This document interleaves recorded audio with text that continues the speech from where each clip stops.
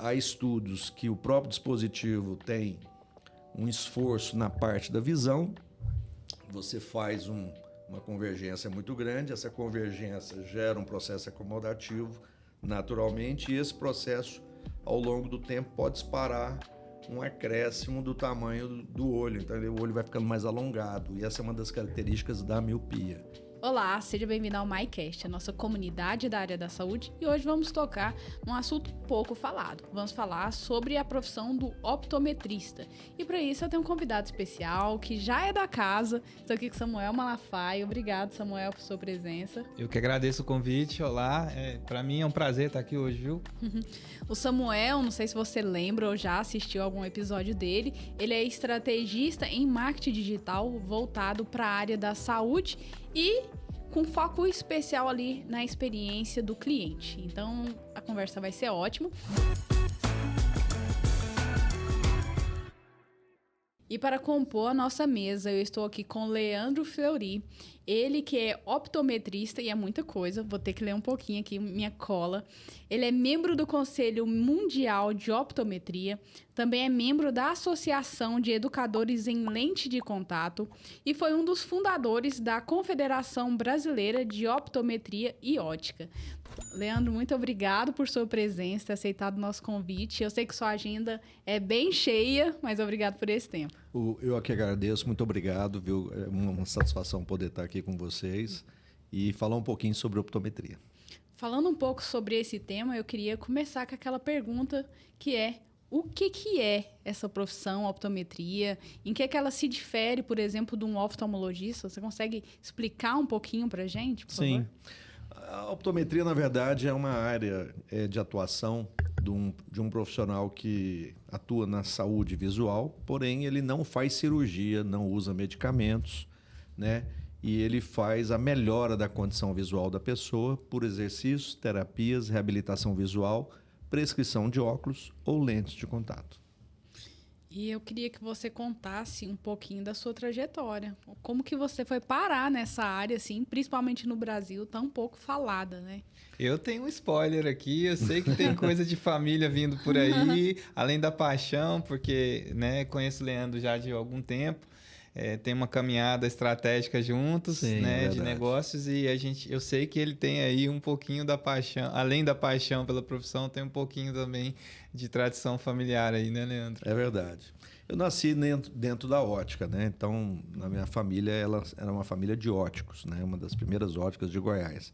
E quando eu comecei a trabalhar ainda adolescente, eu gostei da ótica, porém eu aprendi um pouquinho sobre algo além da ótica, que era essa tal de optometria, que na época sequer existia no Brasil, né? Praticamente pouquíssimas pessoas atuavam.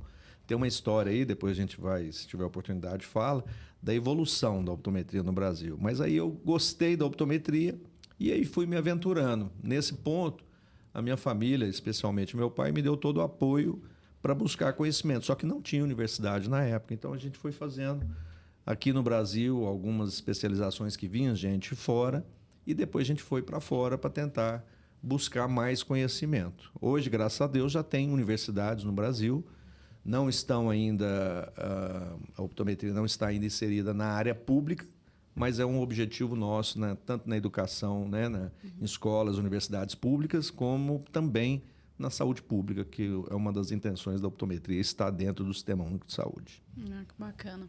Então, essa parte da optometria, ela é uma faculdade? É uma universidade, são 5 anos de graduação e você especificamente aprende toda a área de saúde visual e ocular. Porém, você não aplica o seu conhecimento em processos de tratamento de doenças, mas sim de reabilitação, de como que a imagem é trabalhada sensorialmente, quer dizer, como é que ela entra no olho, como é que ela é processada, como é que ela é interpretada. Então tem todo esse processo que o uso de lentes, de terapias, de como que esse processo acontece, as cores, né? Exercícios, né? A parte de ortóptica, ela tem uma aderência com a optometria muito grande. Então, basicamente, o optometrista ele estuda o quê? O sentido da visão, como que essa luz percorre desde o momento que ela entra no olho até o momento em que ela é interpretada. Então, Isso aciona diversas áreas do cérebro e muitas vezes as pessoas não têm essa conexão, porque enxergar é um ato que envolve muitos setores, né, dentro do nosso do cérebro mesmo. Então, muitas vezes não há uma comunicação tão grande. E aí o optometrista procura viabilizar esse processo. Basicamente, ele faz os exames de vista, né? Então, vai verificar, tá bom, tá ruim, para tentar achar o grau. Mas não é apenas isso. Tem muita coisa atrás disso aí, porque a optometria, ela estuda com muito detalhe qual que é o grau que a pessoa precisa, mas praticamente usando toda a condição que ela tem de desenvolvimento e de capacidade, né, do sistema visual de fazer, de se enxergar, né, da pessoa enxergar. Então, o que está faltando, você complementa. Às vezes, você tem que trabalhar a parte de alinhamento, às vezes, você tem que trabalhar a parte de graduação, às vezes, você tem que trabalhar a parte de orientação, questões relacionadas à parte de dislexia, por exemplo. Então, tem muitas áreas aí bem interessantes. E aí vem lentes de contato, equipamentos para baixa visão. Aí você tem muitas áreas dentro da optometria, além da parte de óculos, né, de prescrição de óculos. Nossa, muito amplo, né? Se a gente fosse fazer uma analogia aqui, seria, então, como se fosse um fisioterapeuta da visão, comparando Perfeito. com um médico, por exemplo, né? Uma palavra perfeita, fisioterapeuta da visão ou dentista da visão, né? Porque o dentista da visão é a comparação de que é um profissional da área da saúde que não necessariamente é um médico para exercer aquela atividade. Então, a saúde bucal é exercida por uma profissão completamente independente da medicina, embora tenha áreas de aderências muito grandes, né? E, nesse caso, a optometria se assemelha. Ela tem uma aderência com a área da oftalmologia, mas os caminhos são bem distintos do ponto de vista científico. Tanto é que é um curso que você faz a graduação, mestrado, doutorado, pós-doutorado, todos eles na área da optometria. E você tem isso também em outras áreas e também na medicina, né? Que isso acontece. Interessante. Essa parte, então, do optometrista, ele ficaria ali no nível primário da saúde. Então, essa parte, às vezes, de um diagnóstico, ver essa questão mesmo de grau, seria indicado ir num optometrista. Perfeito. No mundo inteiro é assim. Rafaela, no mundo inteiro você faz a atenção primária à saúde visual, ela é destinada ao profissional optometrista. Então, isso é por diversos fatores. Um deles é a própria especialização. Então, ele consegue fazer esse processo de uma forma mais desembaraçada, porque o treinamento dele é diferente do treinamento do oftalmologista, que é muito focado no órgão visual, que é o olho. Então, se o olho não está saudável, o oftalmologista vai desenvolver o trabalho dele para torná-lo saudável, seja por intervenção medicamentosa ou cirúrgica ou de qualquer outra natureza terapêutica. Agora, o optometrista não. Se o olho não está saudável, ele faz a remessa o encaminhamento do paciente, a remessa do caso, para o especialista em medicina oftalmológica que vai tratar. Uma vez tratado, aí o olho estando saudável, mas ele não tem uma funcionalidade, não tem uma focalização adequada, aí o optometrista exerce a atividade dele com base na ciência, que é como que essa imagem está sendo formada, como que a percepção de uma criança, por exemplo, que pode ter, às vezes, até ser uma criança especial, e ela não está na melhor das condições, mesmo com aquele grau de algumas limitações, e aí a optometria vem para poder contribuir num conhecimento específico dela para melhorar essa condição visual de qualquer pessoa, inclusive crianças. Achei interessante você falando aí sobre a comparação do restante do mundo, assim, né? Tendo em consideração principalmente Estados Unidos e Europa, eu acho que são os que se diferenciam um pouco nessa área. Sim. Eu morei um tempo em Portugal e toda a minha adolescência eu não fui no oftalmologista, eu só ia no optometrista. Olha só. E era bem interessante, porque é o normal. Sim. Você vai lá e ele fala, não tem nada. Pronto. Não, agora deu um aumentozinho do ano passado. Sim. Aí já fazia, chegava lá, eu no Brasil, para ser bem sincero, eu não sabia que tinha essa profissão. Eu acho que é bem escondida. Assim, ela é pouco conhecida no Brasil, mas está em expansão. Que bom, né? Porque o acesso amplia muito o acesso das pessoas, né? Sim, As e vai tirando aquela fase de desconhecimento que realmente a sociedade não tem muito conhecimento, mas muitos já estão já convivendo, assim como você fez lá em Portugal, né? Com a optometria e vai vendo que realmente ela produz bons resultados. Pois é. Que eu achei bem parecido, assim, a um consultório no oftalmo e, assim, era isso. É o normal de... A parte do consultório é basicamente igual, só que não na parte de um centro cirúrgico, né? Que aí a optometria sequer entra nessa área, né?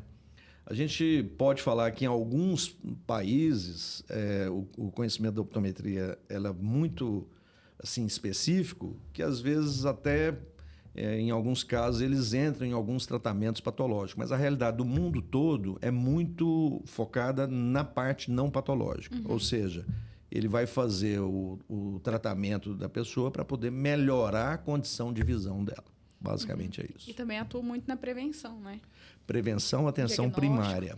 E dentro da atenção primária, o que é importante esclarecer é o seguinte: a optometria são 5 anos de formação em graduação, né? Fora os níveis de especialização.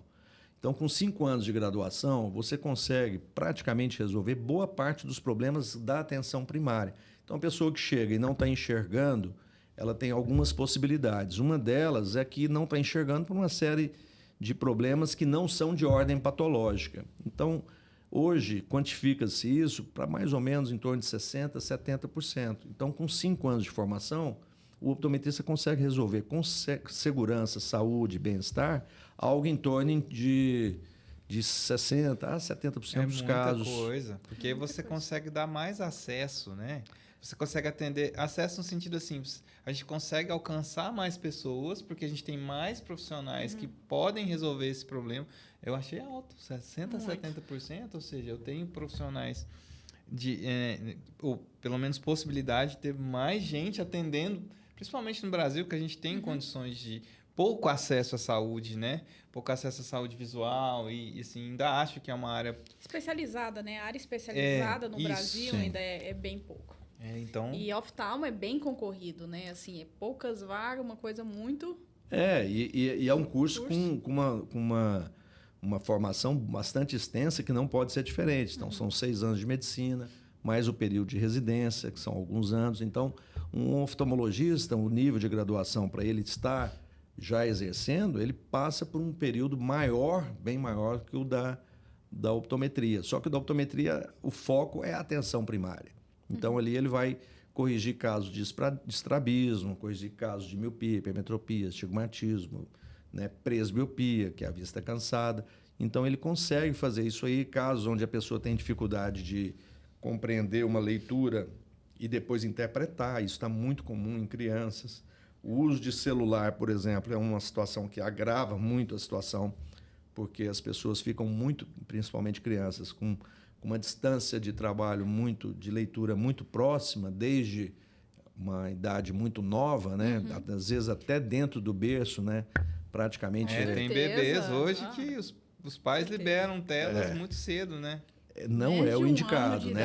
A gente sabe que não é saudável. O certo é depois dos 4 anos, né? Pelo menos. Até porque a visão ela vai estar mais ou menos preparada e concluída, já num processo minimamente maduro, finalizada a formação dela, depois de pelo menos 2 a 3 anos de idade da criança. Então, na verdade, usar isso antes é você reverter todo um processo de desenvolvimento natural do processo visual, que vem desde o engatinhar, que a criança começa a engatinhar e ali ela vai percebendo questões visomotoras. Então, ali vai fazendo processamentos cerebrais a partir do momento que ela vai começando esse engateamento. Então, existe um processo de maturidade da visão. Enquanto isso, as vias visuais vão se desenvolvendo até pelo próprio processo de evolução, né, da própria criança. E usar essas tecnologias antes, isso é uma situação de grande risco que gera, com certeza, problemas, provavelmente, que vão além da área do período infantil. Aí vai entrando aí na parte da pré-escola ou da própria escola, onde a criança pode ler e ter problemas, às vezes, até de interpretação. Porque eu já ouvi falar, e o Leandro pode me confirmar isso, que a gente está com meio que um alto índice de miopia devido ao mau uso, né, do olho. Vamos pensar assim, né? Na verdade são muitos fatores, né? Mas a epidemia de miopia, ela está em franco processo de desenvolvimento no mundo. Nós estamos passando por uma fase de 18%, por exemplo, da população mundial que tem miopia, para mais ou menos 54%, em média, daqui 30 anos. Nossa. Então, a ideia é que está havendo um crescimento extremamente exponencial. Ele se dá de uma forma maior em países asiáticos, mas a influência dos pais que têm miopia, elas acabam sendo maiores. Uma mãe que tem miopia, ela tem uma possibilidade de passar para o filho 3 vezes mais essa condição de visão que prejudica a visão de longe. Se for o pai, são outras 3 vezes. Se ambos tiverem, são 6 vezes mais. Nossa. Então, a criança já tem um fator de ordem hereditária que já é risco maior. Uma situação maior. Mas aí agregue-se a isso a questão, por exemplo, das tecnologias, iPad, iPod, celular, que muitas crianças, até em algumas escolas públicas, por exemplo, na própria Coreia do Sul, que é um dos países mais avançados em termos de educação, eles usam muito isso. E já está revendo esse processo da quantidade de exposição aos dispositivos. Porque há estudos que o próprio dispositivo tem um esforço na parte da visão, você faz uma convergência muito grande, essa convergência gera um processo acomodativo naturalmente, e esse processo, ao longo do tempo, pode disparar um acréscimo do tamanho do olho. Então, o olho vai ficando mais alongado. E essa é uma das características da miopia. Isso pela distância da tela? Também. Quanto mais próximo, mais esforço. Existe uma correlação desse esforço em relação à parte da retina. Então, por exemplo, quando eu uso um óculos que eu faço a correção, geralmente na retina central eu consigo enxergar bem, mas ela pode gerar por causa até desse processo, desse esforço excessivo, uma alteração na retina periférica. E é aí que está o problema. Então, existe a associação da parte que não está focada na retina periférica, e essa parte que não está focada é como se ela tivesse... por exemplo, se eu tenho um olho aqui, a imagem chega na retina central bem, mas na retina periférica ela passa da retina, ela está na parte fora do olho, por exemplo. Aí o olho vai atrás daquela imagem. Então, é na retina periférica que se desenvolve esse processo do alongamento do olho em idades mais novas. Isso é que as pesquisas indicam. E isso gera um problema para as crianças, porque hoje já existem lentes que corrigem essa distorção periférica. São lentes altamente tecnológicas que tentam não deixar desfocar essa parte periférica. Então, o foco central permanece e o periférico ela corrige com tecnologia da própria lente. Só que esse processo é um processo caro, né? Não está na saúde pública. São poucas pessoas que têm condição de comprar uma tecnologia, um tratamento desse, e acaba não tendo a acessibilidade. Então, tem acessibilidade ao conhecimento, mas não ao produto que possa resolver. E isso tem que ser feito entre os 5 basicamente na idade da infância, antes dos 18 anos, que é onde realmente o processo dispara mais. Então, a gente... o próprio optometrista, alguns trabalham com esse processo da prevenção da progressão da miopia. O que significa isso? Eu posso trabalhar não para acabar com a miopia, mas eu posso trabalhar para evitar com que ela progrida, que esse processo ele é intensificado entre os 5 aos 18 anos, 17 anos. Então, nessa fase, você pode usar tecnologias para que não aumente. Então, tem soluções, por exemplo, na área de lentes oftálmicas, que elas reduzem até 70% da progressão. Era essa a minha pergunta, porque quando você falou que a gente tem, que a optometria, né, poderia, entre aspas, atender ou resolver 60%, 70% aí de situações da saúde visual básica, então quando a gente... Por um lado, a gente tem essa epidemia de miopia, mas a gente tem também a optometria que poderia ou pode, né, ajudar a reduzir esse tanto de gente desenvolvendo Trabalhando miopia na por prevenção. conta do estilo de vida. Podemos dizer que o estilo de vida Sim, também, né? a modernidade está elevando. Você falou dos os riscos casos e da dos fatores de miopia. riscos genéticos que também, né, fazem muita diferença. E Mas os comportamentais também. os além... comportamentais. Perfeito. Então, eu acho que é aí que a optometria pode apoiar, né? Sim. É uma coisa interessante, assim, ó, antigamente, isso eu falo a questão mais de 20 anos atrás, se imaginava que as maiores causas de cegueira estavam relacionadas a processos eminentemente patológicos.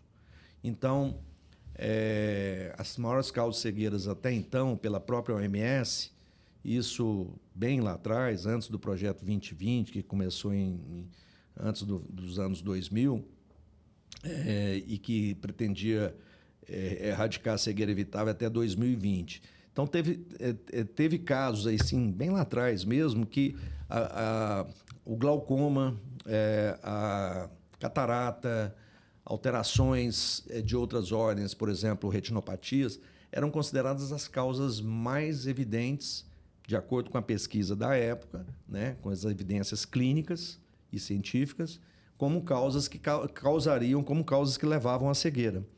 Hoje, esse processo não é mais nessa proporção. Eles são causas extremamente importantes que levam à cegueira, de ordem patológica, mas a principal causa da cegueira evitável no mundo são os erros refrativos não corrigidos. O que significa isso? Significa que tem pessoas que estão... Você está de brincadeira comigo. É verdade. Isso, inclusive, quem fez essa... Cegueira. Gente, vamos lembrar. Cegueira é a pessoa deixar de enxergar. A pessoa ficar cega pode ser evitável. Cegueira evitável por erros refrativos. Quais são os erros refrativos? Miopia, hipermetropia, astigmatismo, presbiopia. Então, a pessoa não está enxergando bem, consequentemente, ela está num estágio que ela praticamente não pode trabalhar. Vamos pegar um exemplo de Goiás.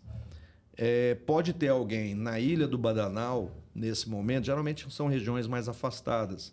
E quanto mais afastado, mais periférica aquela cidade que não tem assistência pública, mais esse processo se evidencia como estatística. Por causa da falta de acesso também, né? Vamos pensar assim, porque a gente estava falando sobre isso, né? O quanto... Falta de especialistas ali também, né? Sim. Essa parte. E aí ela não enxerga pelo quê? Por exemplo, um pescador, ele não consegue remendar a rede dele em função de ele não ter um óculos para perto.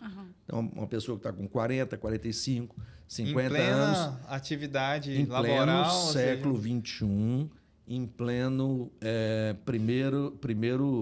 os primeiros 25 anos, primeiro quarto do século XXI, isso é uma realidade. Não, eu posso trazer para mim. Eu hoje, se eu não tiver correção visual, eu tenho presbiopia, então é para longe e para perto, né, que é a vista cansada, eu estou com 46, então eu não conseguiria trabalhar, porque a minha profissão exige muita leitura, muito estudo, exige telas, né, porque hoje o marketing digital, o marketing tem muita pegada digital, né, e o trabalho que eu faço, hoje, né, assim, vai tudo por telas. Gente. O boca a boca hoje é digital, né, Rafa? Então, assim...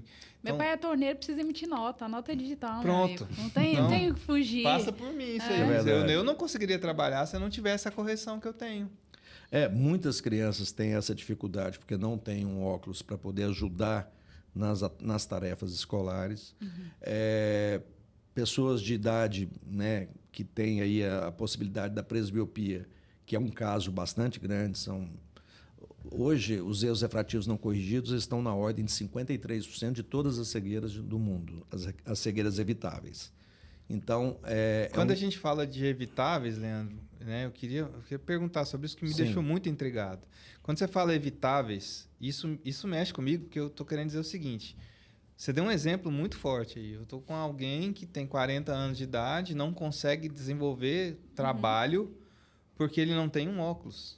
Sim, e esse não desenvolvimento do trabalho, aí vem a própria Organização Mundial de Saúde e outros órgãos do sistema da ONU que quantificam isso como prejuízo. Então, nós temos hoje prejuízos da ordem de quase $500 bilhão no mundo em função da incapacidade visual e o reflexo disso no trabalho, porque a pessoa fica improdutiva. ficando improdutiva, ela não tem condições de sustentar a sua casa. Esse Exatamente. pescador, por exemplo, ele não tem condição de manter a sua família. Então, isso se traduz também num problema socioeconômico, não apenas de saúde visual. E a pesquisa evidencia, inclusive a própria ONU tem levado esse processo bastante adiante, porque hoje existe um projeto que eles priorizam para 2030 toda a atenção com relação a isso, porque é um problema de, como o próprio nome fala, de altíssima gravidade, e nós estamos diante de uma epidemia. Então, nós temos a causa da cegueira evitável, as principais são os erros refrativos não corrigidos, onde a atuação do optometrista, ele é o profissional mais bem preparado para lidar com isso. E aí a gente tem o quê? O óculos. Aí a gente vem num segundo momento do processo da precarização do óculos. Hoje você acha esse instrumento que é a principal solução para a maior causa de cegueira no mundo, você trabalha ele de uma forma precarizada, errada, ilegal, irregular, e a autoridade pública não fiscaliza, que é o que seria a principal solução para mais da metade da população mundial, e nós estamos falando também em realidade brasileira, mais da metade da população do Brasil. Então, é uma situação que tem que se mudar o conceito da lida das empresas que são as óticas com esse produto. Muitas óticas não têm a especialidade para lidar com a saúde visual, achando que é um produto apenas comercial. Não é. Óculos é mais ou menos, a ótica é mais ou menos igual à farmácia. Ela encampa a parte de saúde, que é a prioritária, mas ela também é um processo de dispensação de medicamentos e produtos farmacêuticos, que envolve também uma parte comercial. Mas a prioridade é a saúde. Quer dizer, uma farmácia que não está com um registro, com um farmacêutico, com os protocolos todos adequados, Entendi. ela pode estar colocando em risco, e não estou falando nem de farmácia de manipulação, entendendo-se que praticamente todos os óculos eles são quase que igual a medicamentos sob manipulação, porque você dificilmente compra um óculos no seu grau que já está pronto ali. É raríssimo esse caso. Entendeu? Na verdade, você tem medidas que você tem que fazer, né, que customizam 100% daquele óculos. Por exemplo, o seu óculos, Rafael, ele tem uma medida que foi tirada vertical, tem uma medida horizontal.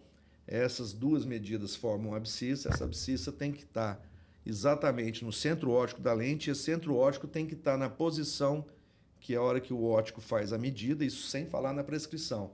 Ele tem que deixar isso perfeito, faz essa dispensação, que é uma orientação técnica, onde você vai comprar esse produto, e ele vai informar uma série de particularidades, a lente com filtro, a lente com isso, com aquilo, dependendo da sua atividade profissional, indica o melhor produto e depois ele dispensa esse produto, com base na prescrição do especialista. Quem são os especialistas? O oftalmologista, mais conhecido no Brasil, ou o optometrista, que está realmente ascendendo bastante no país, mas lá fora ele é bastante conhecido, mais até que o próprio oftalmologista, para essa atividade. E aí a dispensação ótica ela tem que ter um critério, e esse critério tem que ser pautado na saúde. E, infelizmente, nós estamos diante de uma situação onde o óculos está sendo colocado apenas como viés de comércio. Então, e nós temos que acabar com isso. Então, você como profissional optometrista, né? Que eu sou optometrista, mas eu já fui também técnico em ótica. Então, a gente tem conhecimento, como eu te disse, eu nasci numa empresa, né, de ótica e aprendi os ofícios da ótica. Sim. O que o técnico de ótica faz? Ele manipula as lentes, ele fabrica as lentes, ele monta o óculos e ele não prescreve, ele dispensa o óculos a partir da prescrição do especialista. Mas ele tem que fazer isso com o maior critério e tem um estudo para isso, que são, em média, 2 anos, 2 anos e meio. O Senac dá esse curso. E toda De ótica técnico, né? de técnico em óptica. E toda ótica deveria ter. Só que é um outro problema, isso até por lei. Nós temos uma lei federal, temos uma recente lei estadual do governador Caiado, que assinou em 2021, e tem também leis até municipais falando sobre isso. mas elas não são cumpridas, porque a grande maioria das óticas ainda não tem o responsável técnico legalmente habilitado para fazer a dispensação do óculos. Eu achei interessante esse exemplo que ele deu do farmacêutico, que está lá e também tem ali os produtos que são vendidos ali, a medicação. E como que é obrigatório, né? Toda farmácia tem que ter o farmacêutico para dar a segurança que você vai usar aquele medicamento da maneira adequada. E às vezes, gente, também vamos ser honestos. E quantas vezes dão receita errada e o farmacêutico fala assim, olha, eu acho que isso aqui não está certo. Leva lá para o seu médico. Tem conhecimento, e dá uma verificada. Porque, assim, é muito amplo o leque da saúde, né? O médico aborda vários, tem ali os seus 6 anos de faculdade para estudar um corpo inteiro. Né? Então, assim, dali já pode sair como igual odontologia. Você sai doutor, você pode prescrever o que você quiser, fazer assim, nem tudo que você pode te convém, né? Sim. Mas na lei você pode. Mas como são especialidades separadas, e hoje nós olhamos a área da farmácia e a gente não imagina uma farmácia sem um farmacêutico para dar essa segurança. Sim. Mas hoje nós vamos numa loja, por exemplo, numa ótica, que eu estranhei quando eu cheguei no Brasil, mas falei, acho que é uma coisa cultural. E não tinha esse profissional para eu falar, não, vê se essa lente é essa mesmo. Tem uma semana, um mês que eu estou usando e não estou adaptando. Aí não, tem que marcar consulta com o oftalmologista para depois ir. E era coisa rápida de, assim, na minha cabeça, né, de resolver, de levar ali. Qual que você acha que é um diferencial, por exemplo, de um optometrista trabalhando em conjunto ali com uma ótica? O que você acha que dá de segurança para o paciente, para o cliente, em relação à adaptação, orientação, lente de contato, indicação, verificar a prescrição, talvez refazer algum exame se você está com dúvida de adaptação? O que você acha? A maior vantagem da optometria, Rafaela, eu acho que é, primeiro, a acessibilidade. Ela se torna mais popular, porque acaba tendo acessibilidade não apenas por estar na atenção primária, mas principalmente porque ele pode trabalhar em diversas localidades. Por exemplo, numa ótica, como você falou, que lá em Portugal, né, existe... eu até conheço alguns optometristas de lá. Conheci recentemente o Dr. Raul Souza, que é o presidente da Associação dos Profissionais Licenciados em Optometria, APLO, de Portugal. E lá eles trabalham geralmente dentro das óticas, mas podem trabalhar também, como no mundo todo, em consultórios, podem trabalhar em hospitais, alguns países trabalham nas Forças Armadas. Então, essa unidade onde ele trabalha, ela é bem assim, democrática. Nos Estados Unidos, você tem muitas lojas de departamento famosas que têm 5, 10, 15 consultórios de optometria, porque eles têm os consultórios e dispensam, fazem os exames e na loja tem um departamento que você pode comprar os óculos e tem um óptico especialista que vai orientar sobre isso. Então, você consegue dar essa acessibilidade. Então, eu acho que a maior vantagem, primeiro, a segurança, porque é um profissional bem qualificado.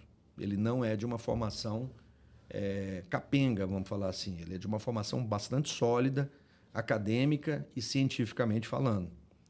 Segundo, ele gera a possibilidade de ter capacidade de fazer alguns exames com conforto do resultado do óculos ou das lentes de contato superior a muitos profissionais, inclusive da área da medicina. Por quê? Porque a formação do optometrista é exatamente essa. Focada, o olho está saudável? Tá, mas ele não está enxergando porque está desfocado, qualquer seja o motivo. Ele vai achar a forma de compensar essa dificuldade e nessa dificuldade sendo trabalhada, a pessoa vai enxergar bem e com conforto, porque um dos aspectos importantes é o bem-estar visual.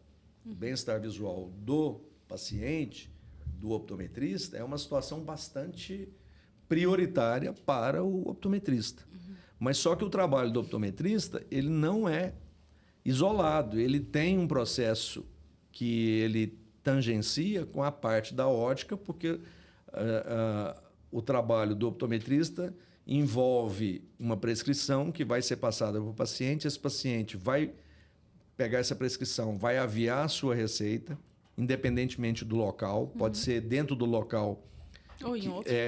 da ótica que pode ter o consultório de optometria, mas pode ser um consultório independente ou ele está em outra localidade.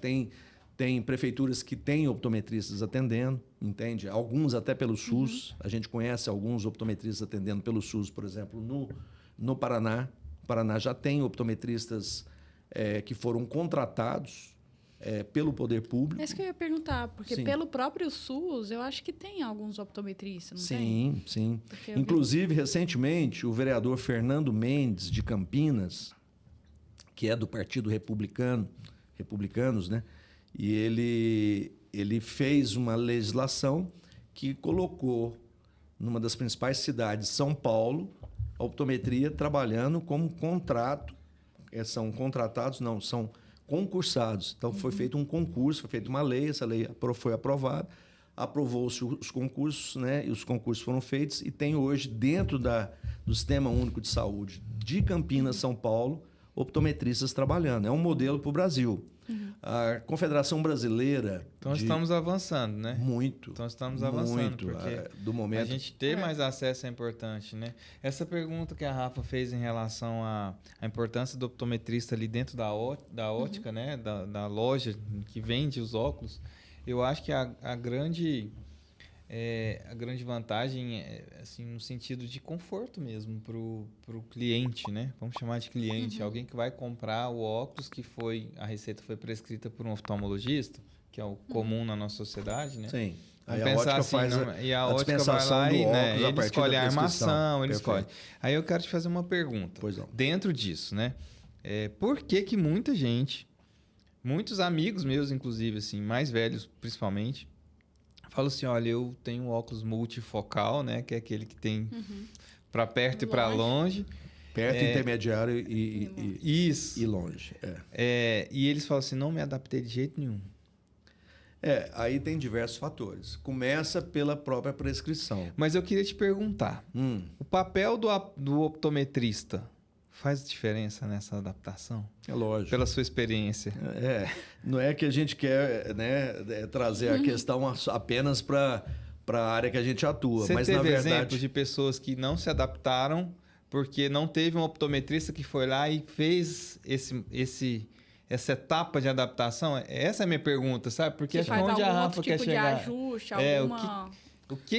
Por que isso acontece, né? Eu nem quero entrar na parte do mérito, né, da saúde da visão. Eu quero saber o seguinte, onde que o optometrista age para que essa adaptação aconteça e a pessoa não deixe de usar algo que vai ser para ela confortável, não só confortável, mas... Como a gente falou, às vezes a pessoa também, precisa né? trabalhar. Exatamente. Eu penso assim, por exemplo, vou dar um exemplo, profissão, motorista.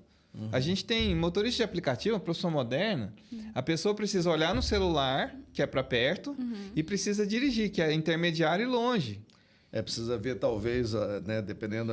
Painel. o painel que está ali, né, o mapa eletrônico, o passageiro, Google mais Maps próximo ali. um pouco ali, entendeu? Identificar o passageiro, enfim. Então, Perfeito. Isso interfere diretamente se ele não consegue se adaptar a uma lente multifocal. Essa é a minha pergunta, porque né, qual que é o papel do optometrista nessa adaptação ali, já que ele pode estar dentro da ótica, ou deveria estar, né, na nossa cabeça, né?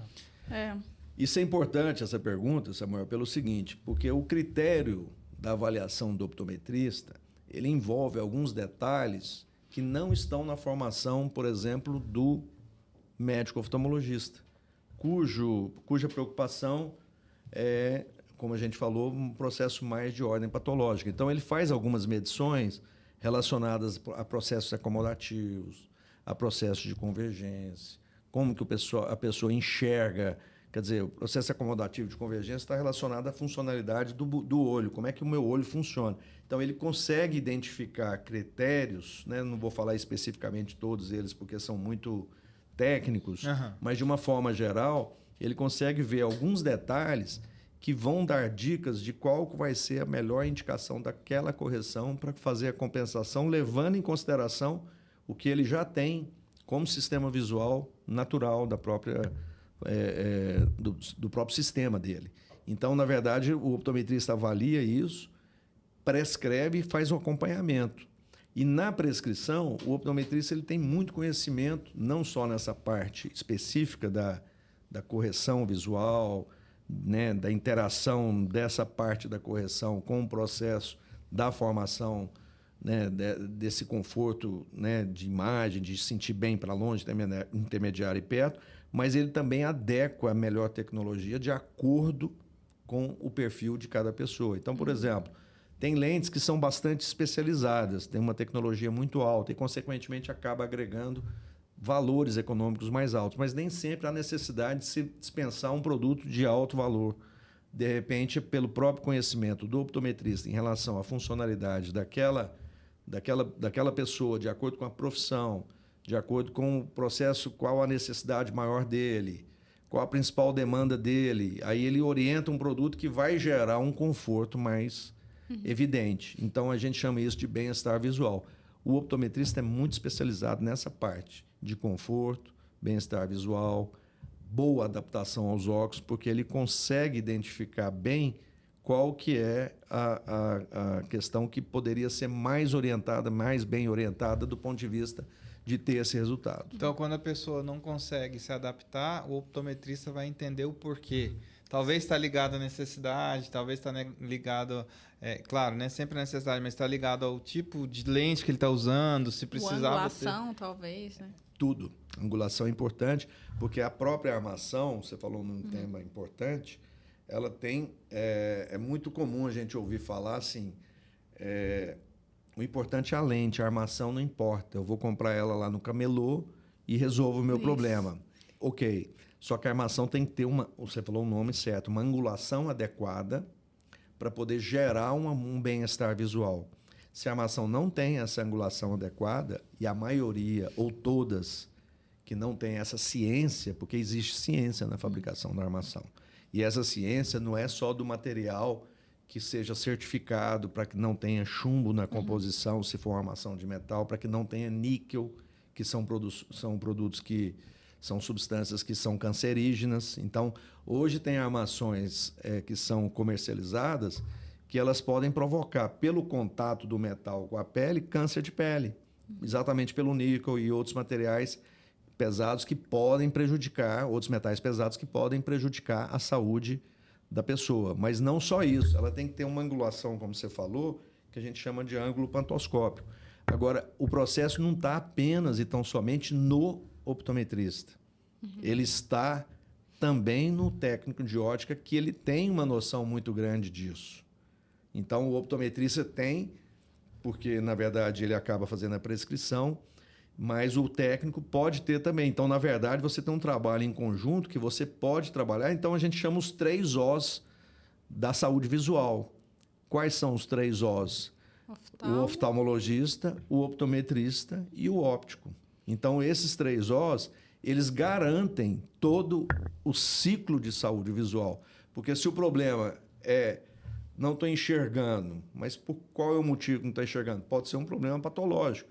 O optometrista consegue identificar, opa, seu caso aqui tem que ir para um oftalmologista. Ele vai lá, resolve, faz o tratamento, ou de forma medicamentosa, né, de acordo com uma terapia definida pelo médico, ou cirúrgica, não importa qual que seja, ou outra, né? São muitas hoje. Então, na verdade, aí ele termina o tratamento, aí ou o próprio médico prescreve, é o modelo do Brasil, alguns locais até voltam, fala, vai lá e faz o exame com o optometrista. Tem países que são assim. O Brasil não chegou nesse nível de maturidade.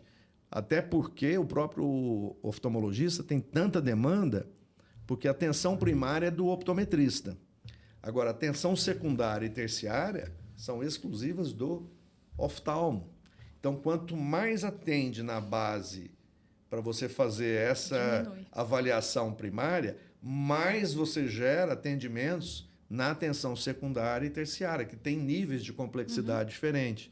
Então, tem países que é tão cheio o processo, né? Quer dizer, eu resolvo aqui 60%, os outros 40% têm que ir para outras atenções que não estão a cargo do optometrista, estão a cargo do oftalmologista. Aí essas atenções elas têm que ser desenvolvidas e elas são mais profundas, são mais demoradas, são muito importantes para manter a saúde visual. Então, nós temos um ciclo, por isso que a gente chama dos 3 Os da visão. Não tem como o optometrista fazer tudo ou o oftalmo fazer tudo, que na verdade o oftalmo incorporava uma parte, né, do trabalho do optometrista e o técnico fazia a dispensação, o ótico fazia a dispensação. Só que essa parte, por exemplo, que algumas pessoas experimentam, ela fala assim, poxa, mas eu nunca tive um resultado. Então, a ciência da optometria, ela mostra que veio, né? Que realmente ela faz uma diferença importante. Então, junto com as demais, né? Trocando junto em miúdos, a gente tem uma sobrecarga dos médicos, dos oftalmos, que poderia ser diluída ali na atenção primária com né, os optometristas e os óticos. Perfeito. E eles ficariam mais livres, Atenção digamos assim, secundária, para atenção secundária e doenças terciária. mais graves, né? A atenção terciária ela pode ser qualificada, por exemplo, como uma cirurgia de segmento posterior, retina, por exemplo, um processo mais complicado. E dentro desse desenvolvimento da miopia, os problemas de retina, eles tendem a ser maiores. O olho, por ser um pouco mais alongado, ele pode gerar sequelas, às vezes, na parte que a gente chama de segmento posterior. Então, realmente, a forma de trabalho que a própria OMS preconiza é uma forma de trabalho que no Brasil ela desenvolve, mas assim, ela pode ser bastante melhorada com uma atuação mais, um protagonismo maior do optometrista na atenção primária.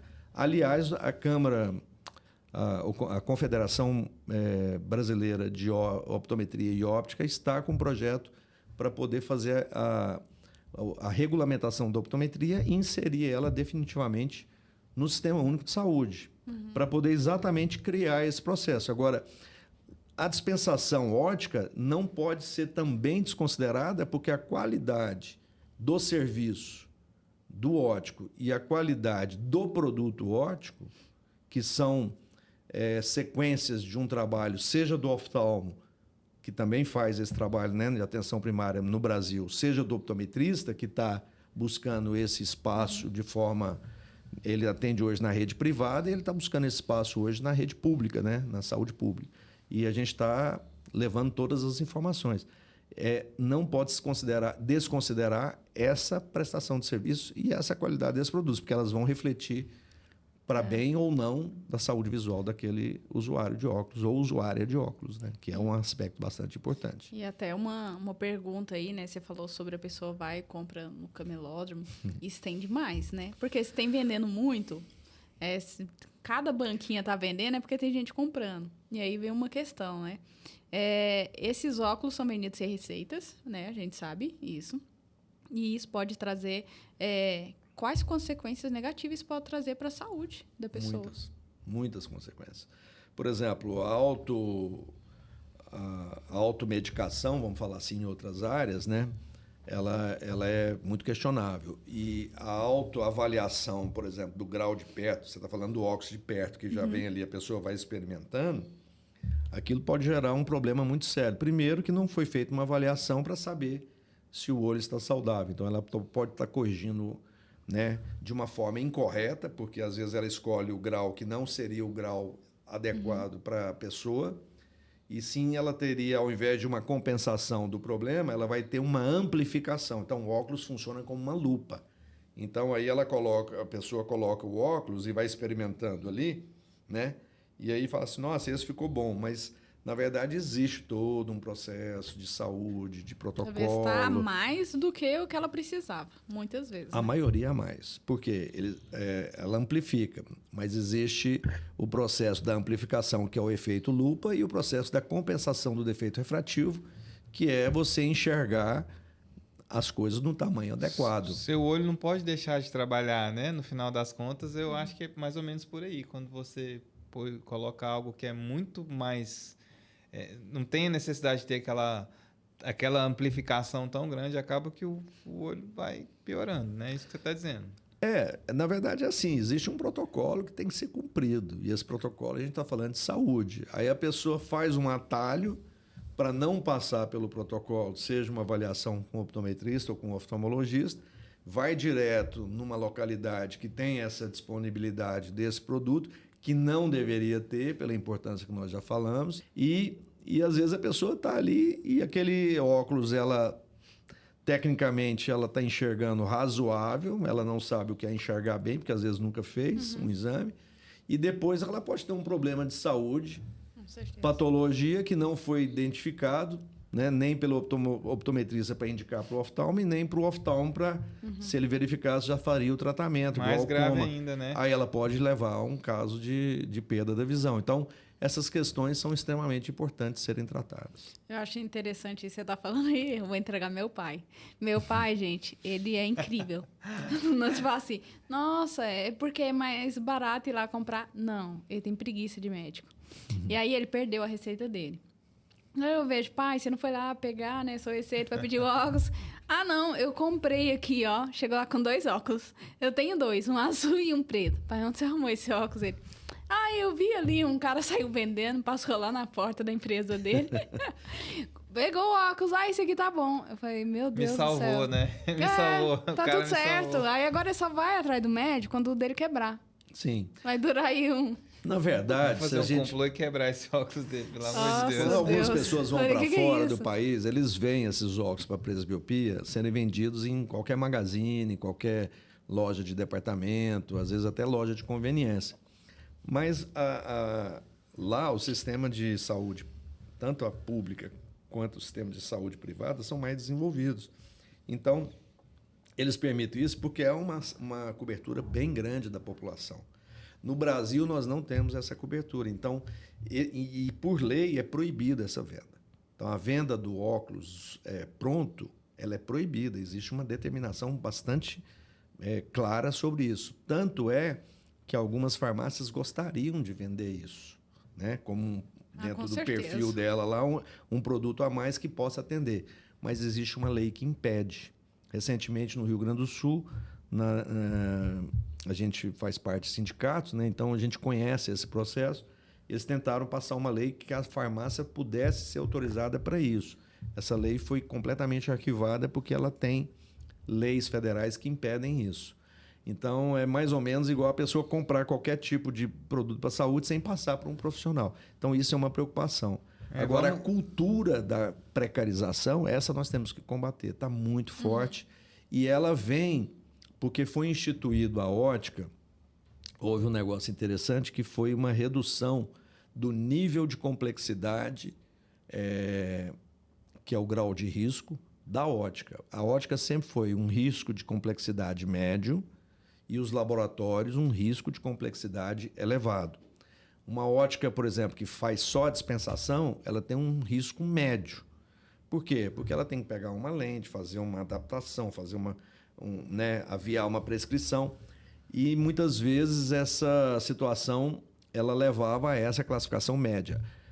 Aí, por alguns interesses, né, que a gente não vem ao caso colocar, eles abaixaram o nível de risco da ótica para baixo, ou seja, como se fosse uma loja que vende canecas iguais a essa, né, que não precisa nem de autorização sanitária, e isso permitiu com que o microempreendedor individual fizesse a revenda do produto óptico, e isso aumentou o grau de precarização exponencialmente. Então, a gente está orientando as autoridades que essa situação foi um grande erro, porque a saúde pública está sendo prejudicada. E se não corrigirmos isso, a gente não consegue informar adequadamente a população que esse óculos não é tão inocente. Ele pode gerar problema na criança, no adolescente, no pré-adolescente, no adulto e até no idoso. E essas situações, elas vêm pelo próprio posicionamento do óculos hoje, que ele é a maior solução, a principal solução para uma das maiores causas de cegueira, a maior causa de cegueira no mundo, que são os erros refrativos não corrigidos. Ou seja, óculos não pode ser mais considerado um produto comercial, ele é um produto de saúde. Então a gente tem que tratar ele. É um remédio, né? Se a gente fosse parar para pensar, igual comparando com a farmácia, né? Engraçado as farmácias querendo vender óculos, mas vai vender remédio nas óticas, vamos ver se elas vão gostar, né? Cada macaco no seu galho, né? Então cada um vai trabalhar, mas tem uma justificativa de ordem científica atrás disso. Sim, claro, né? claro. Entendeu? Tem então, por profissionais exemplo, especializados, igual você falou, precisa prevenir uma doença. Exatamente. Né? Por exemplo, tem lentes que são intraoculares, a gente chama de LIOS, lentes intraoculares, que são utilizadas nas cataratas. Essa não é uma lente que tem que ser manipulada pelo ótico ou pelo optometrista, porque ela é de uso exclusivo, por se tratar de uma prótese, é de uso exclusivo do oftalmologista. Então, isso aí tem que ficar no âmbito do oftalmo. Agora, a parte do óculos, ela não pode ficar na mão, por exemplo, de pessoas leigas, que é o que está acontecendo, porque sequer tem espaço adequado, sequer tem autorização adequada. Todos os camelódromos públicos, existe a proibição formal de que não pode ter óculos lá. Os que têm é porque eles não têm autorização para fazer a revenda. Na verdade, eles descumprem, porque a lei é explícita. Nos camelódromos particulares, já essa restrição não existe. Mas como não tem o espaço adequado, como não tem as condições sanitárias adequadas de lidar com um produto tão importante como esse, como não tem um profissional adequado, equipamentos, realmente não tem espaço. Às vezes a pessoa tem um espaço tão mínimo que ela mal dá conta de colocar equipamentos que são indispensáveis para poder se gerar essa questão da saúde na dispensação ótica. Então, hoje não é venda de óculos, é dispensação, porque isso pressupõe um processo que é importante para a saúde. Na parte das prescrições, como já tem dois profissionais, né, que estão atuando, porque recentemente nós tivemos uma decisão do Supremo Tribunal Federal que deu autorização para o optometrista trabalhar sem nenhum tipo de como é que fala? Não tem mais condicionantes. Ele pode trabalhar desde que seja bacharel em optometria. O que está acontecendo? Nós temos pessoas que não são optometristas, que estão passando por falsos optometristas, que eles não são, e tem pessoas que têm uma formação técnica em optometria, que nem deveriam estar trabalhando também de acordo com essas decisões que não tem muito tempo, menos de 3 anos, do Supremo Tribunal Federal. Então, existe aí realmente uma falta de cumprimento da legislação pela autoridade. A gente fica muito preocupado porque é um problema de saúde pública, né, em relação a isso. E como é que a gente sabe se a pessoa é um optometrista? Tem um número de conselho? Existe, nós não temos conselho regulamentado, porque a profissão está em processo de regulamentação.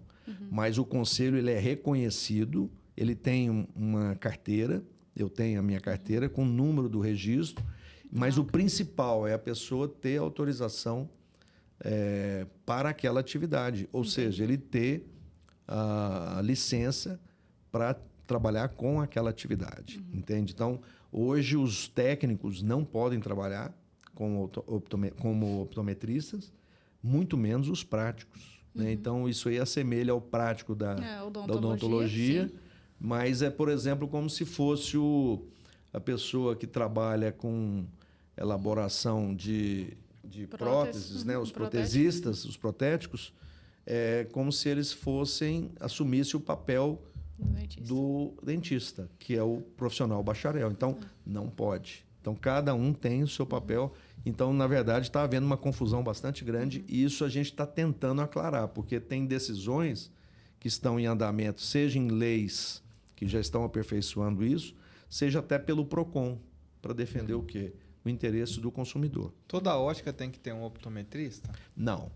Optometria é um profissional que não tem obrigação de se ter dentro da ótica. Precisa ter o técnico, então. O técnico em ótica é obrigatório por lei.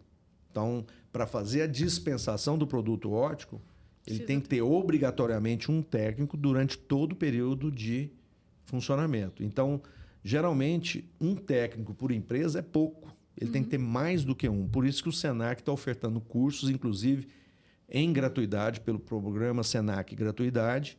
Quem tiver interesse em fazer, exercer essa carreira de óptico, vai ter oportunidade, porque a gente vai abrir algumas turmas pelo próprio sindicato de ótica.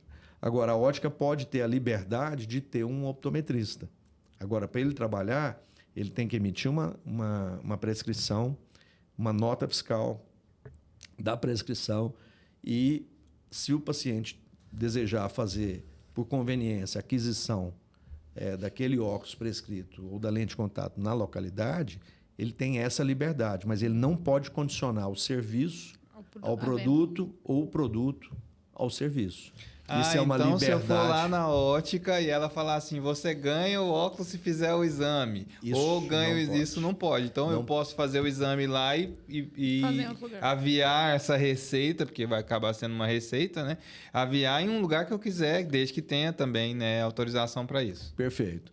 Por uma questão de conveniência e também de confiança, muitas vezes o próprio optometrista ele faz o acompanhamento da adaptação, mas isso é uma coisa que o próprio consumidor tem o direito. É o direito, claro. Entendeu? Não, a De gente quer definir. resolver tudo num lugar só também, né? Exatamente. Se a gente for parar A pra pensar, conveniência, eu quero ir ela num ajuda lugar, ir muito. lá A fazer o conveniência exame. com o bem-estar, com a saúde visual, com a segurança.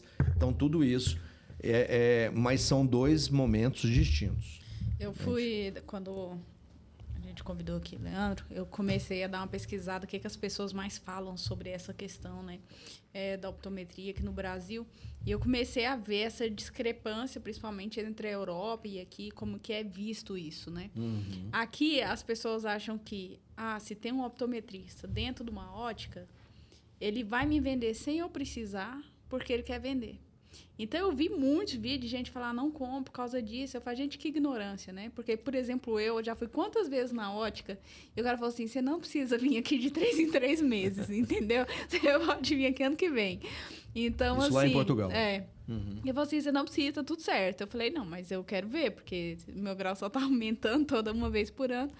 Então, assim, essa questão de olhar como é um profissional da saúde, é um profissional que tem conhecimento, e a população também, né, até agradeço a presença aqui, de trazer esse esclarecimento de que, gente, é um profissional da saúde, assim como o farmacêutico não está lá para te vender um remédio errado, não está lá para querer prejudicar a sua saúde, ele está ali para facilitar e te ajudar nessas coisas, assim também, né? Então, assim, uma questão de ignorância, de falta de informação.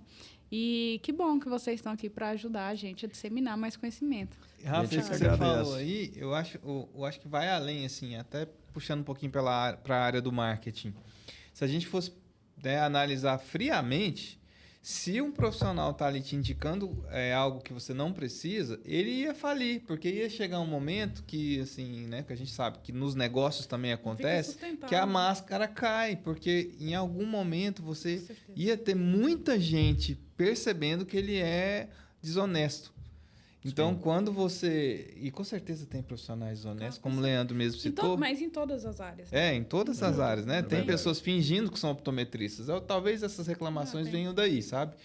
Eu, pela experiência que eu tenho, né? Que, né, eu conheço optometristas muito bem, assim...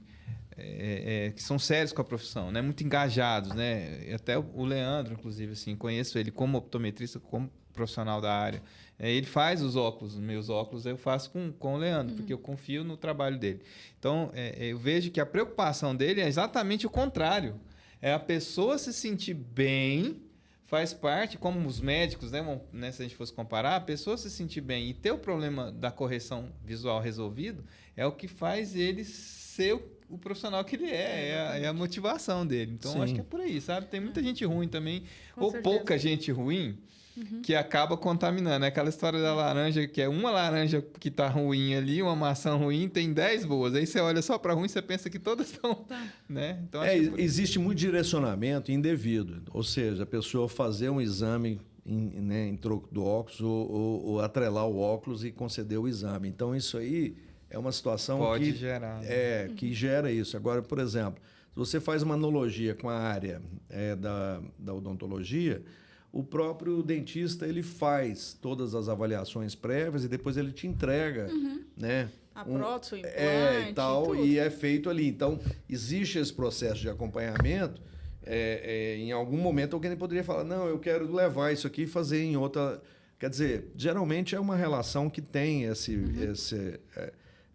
essa confiabilidade. Agora, o consumidor é soberano, então ele define. Agora, tem algumas responsabilidades por parte das prescrições que são feitas. Então, elas são feitas, elas têm que ser retirada nota fiscal, né? A pessoa ter essa possibilidade. E depois, no óculos, fazer o processo de acompanhamento.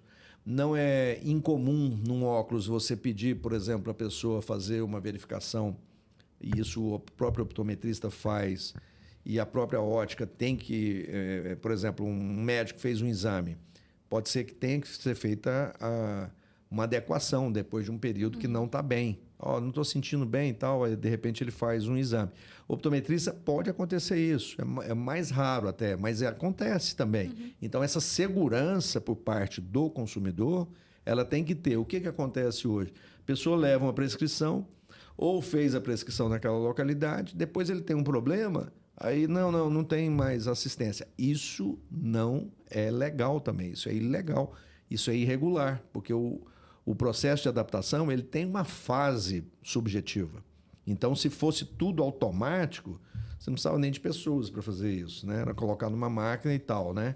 Verdade. É a mesma coisa com relação até outras áreas, né? Fazer o exame na máquina ali já saiu o óculos de lá. Né? Se fosse, né? A gente faz um processo lá, que hoje já tem scanners, né? Não, já passa ali, aperta o botão, sai com... Não é bem assim. Então, existem componentes altamente subjetivos, pessoas que precisam de mais atenção, as dificuldades, às vezes por causa do grau, dificuldade, às vezes por causa de características individuais, tem que ser mais bem observadas. Profissão, o jeito que vai usar, Tudo, necessidade. as demandas visuais e tal. Isso vai desde uma criança até um idoso, passando aí pelos jovens adultos e adultos. Então, a gente tem que ter toda essa observância. Agora, o principal, ofertar essa segurança, qualidade, bem-estar visual e, principalmente, a pessoa se sentir bem durante esse processo. Eu acho que isso aí, atendendo a todos os requisitos, né, de ordem de saúde, de ordem legal, de ordem fiscal, né, de emitir uma nota fiscal. Então, isso é extremamente importante, seja na parte do produto, seja na parte do serviço. Falando nisso, tem lente de contato para presbiopia? Era a minha pergunta agora. Você espera aí. Bem, então, peraí. Vamos lá. Volta e faz a pergunta. Agora nós temos o nosso quadro Mito ou Verdade, que é um bate-volta rapidão. E nós separamos 3 perguntinhas aqui. A primeira, que o Samuel deu spoiler. Pode fazer, Samuel. Existe... Mito ou verdade? Pode. Mito ou verdade? Vamos lá. Existe lente de contato para vista cansada, presbiopia? Perfeito. As lentes multifocais, lentes de contato, né, que você está falando. Lentes de contato. Existem as lentes tanto para óculos, para presbiopia, longe, intermediário e perto, como também as lentes de contato de diferentes materiais e de diferentes níveis de conforto e qualidade de visão. Aí você tem o optometrista para poder avaliar e verificar de acordo com as informações individuais, qualidade da lágrima, quantidade da lágrima, perfil da superfície da córnea, abertura palpebral, variação pupilar, até a cor do olho influencia, né? Nossa. Porque o olho mais claro ele tem uma variação pupilar em tese maior. Então, isso tudo reflete numa adaptação mais confortável ou não. O que é importante esclarecer, e sua pergunta é bem interessante nesse ponto aí, Samuel, é uma pergunta pedagogicamente importantíssima, é que a pessoa fala assim: eu pus a lente e não deu certo, eu não sirvo para usar a lente de contato. Já ouvi demais. Entende? Aí, Não... nesse caso, na verdade, ela pode ter uma solução boa, sim, dependendo da orientação do profissional. E, geralmente, esse profissional é o bacharel em optometria, que tem um conhecimento muito profundo nessa área. Legal. E agora, dentro de lente de contato ainda, existe lente de contato para baixo da água, para usar na água? Vou para a praia, por exemplo, eu sofro. Porque se eu tirar o óculos, eu não reconheço ninguém. Então, meu óculos sol tem grau, o mar sempre leva. Aí é muito caro para ser levado. Tem uma lentezinha de contato que dá para usar? É o seguinte, Rafaela, a lente de contato ela fica não em contato com o olho, o contato é com a lágrima. Então, existe uma camada muito fininha, de alguns microns de lágrima, que o micron é o milímetro dividido em 1000 unidades, e essa camada, a lente se assenta sobre essa camada de lágrima, não do olho, né? O olho é altamente enervado, tem muitas terminações nervosas, muito sensível. Então, essa lente fica sobre essa camada de lágrima. O que acontece? Não existe lente que você consegue ficar com ela abrindo o olho dentro da água. Ela vai perder essa atratividade, existe até uma atratividade ali, eletrostática mesmo falando, né, da aderência da lente com a própria lágrima. E quando entra uma quantidade grande, seja pelo chuveiro, seja principalmente por piscina, banheiras também, além do risco de contaminação, ela tem essa propriedade de fazer com que a lente saia. Agora, nesses ambientes, principalmente você falou de praia, o ideal é se usar as lentes para uso único. Então, você usa uma vez, depois você joga fora. Então, hoje, dependendo do perfil de uso, praia, por exemplo, você tem riscos bastante grandes, inclusive de perder Areia, que pode ser um processo que machuca o olho, se ela entrar entre a lente e o olho, um grão de areia ali, ela vai praticamente machucar a sua córnea. Então, aí o ideal é usar lentes mais finas, que são lentes de uso diário, para troca programada, mas trocando todo dia, que a gente chama de descartável. Você joga fora depois de um dia. Aí não se usa produtos de asepsia, que aí são indicados para outros produtos, porque não precisa limpar a lente, você tem que descartá-la depois de 24 horas de uso. Chama lentes one day, de um dia só de uso. Um dia acabou. Aí, nesse caso, fica mais atrativo até do ponto de vista econômico, né, de investimento e tudo. Né? Mas elas vêm com 30 lentes, em média, são 15 pares, né? Cada caixinha. Ô, Rafa, melhor evitar, né? Melhor evitar. Ficar de boa na praia, olhar só para o mar e tal, tá tudo certo. Não, o paciente ele pode usar, mas aí tem que ter uma orientação adequada e um processo para poder superar algumas dificuldades. Agora, é lógico que a água é muito arriscado. Água de piscina, banheira nem se fala. Próprio chuveiro, né? Porque tem até muitos micro-organismos que estão dentro do sistema de encanamento, podem passar para a lente, da lente passar para o olho e está em constante contato contínuo, né? Apesar que o sistema do olho ele é bastante interessante na defesa, né? Tem um sistema imunológico bem interessante na lágrima, no próprio olho, mas é bom evitar essas situações de alto risco. E agora uma pergunta totalmente minha. Dar aquela fechadinha no olho ajuda a ver melhor? Vou dar aquela, vou ver. Se você pegar um papel, fizer um pequeno buraquinho nele, você pode ter o seu grau, né? Que eu acho que é mais de 1 grau, 2 graus, né? Mais ou menos.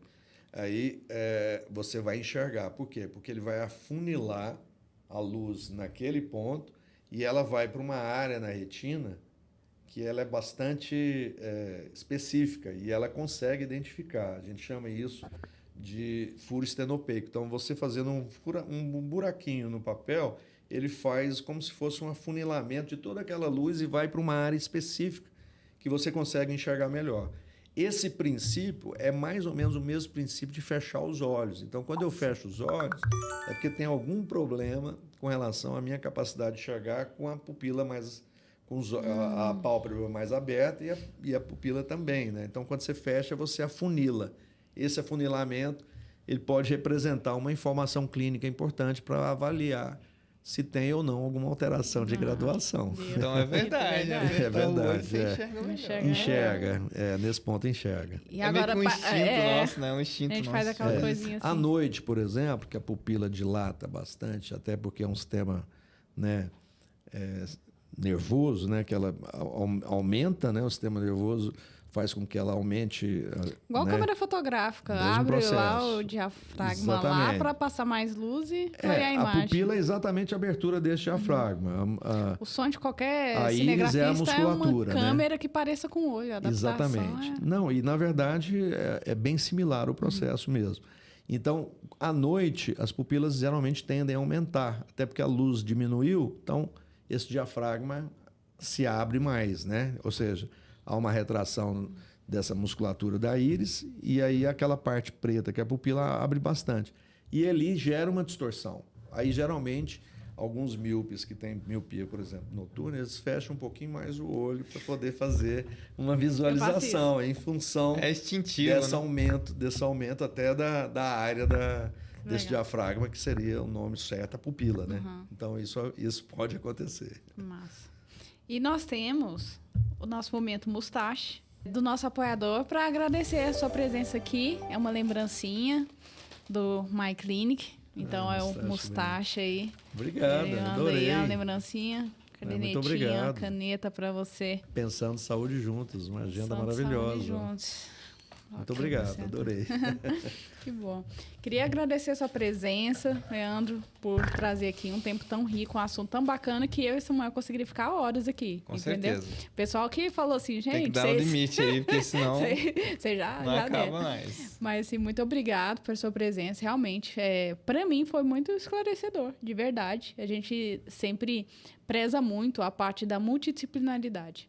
Sim. Então, essa parte É da importantíssimo interdisciplinaridade também, Perfeito. né, dentro da saúde, que ninguém pensa, tanto que é nosso lema, né, pensando saúde juntos. Porque o corpo humano é isso, cada um vai ajudando uma área para o bem-estar do paciente, para a saúde geral. Então, muito obrigado pela sua presença. Eu que agradeço. E também pela sua, Samuel. Imagina, foi um privilégio, né? Como você falou, a gente aprendeu aqui com o Leandro pela experiência, pelo conhecimento Com que certeza. ele tem, né? Para a gente também é importante saber o quanto os nossos olhos, né, têm cuidados diferentes, de profissionais diferentes. Obrigado pelo convite. Que bom. E para você que ficou conosco até agora, não esqueça de se inscrever no nosso canal, seguir as nossas redes sociais e também a do Leandro tá aqui, do Samuel também tá aqui embaixo desse vídeo. E uma coisa, se você é do centro de Goiânia, gente, fica de olho aqui nas redes sociais que eu vou deixar um lugar ótimo onde o Samuel faz os óculos dele também aqui na descrição, tá bom? E é perto do estúdio, dá até para tomar um café. É isso aí. Então é isso, obrigada e até a próxima. Tchau.